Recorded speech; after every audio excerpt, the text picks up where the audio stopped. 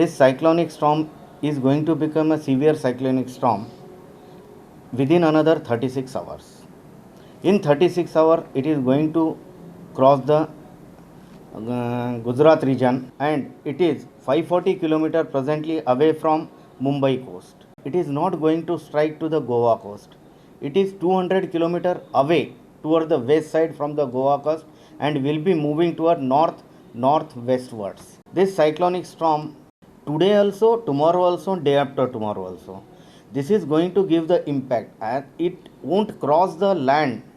It is going to give the rainfall towards the Goa, because it is passing parallel to Goa, and while passing parallel to Goa, its anticyclonic movements, it is going to give a very good rainfall toward the Goa region.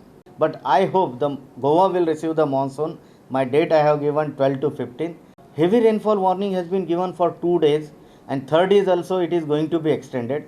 But for tomorrow and day after tomorrow, heavy rainfall warnings already given for the isolated places. वादळाच्या नेटार दक्षिण गोंयांत बरोच पावस पडला. सांग्यार 17.2 millimetre, Dabole 11.2 millimetre, काणकोणा 10.2 millimetre पावस पडलो. Has a impact on weather, that is especially on Goa.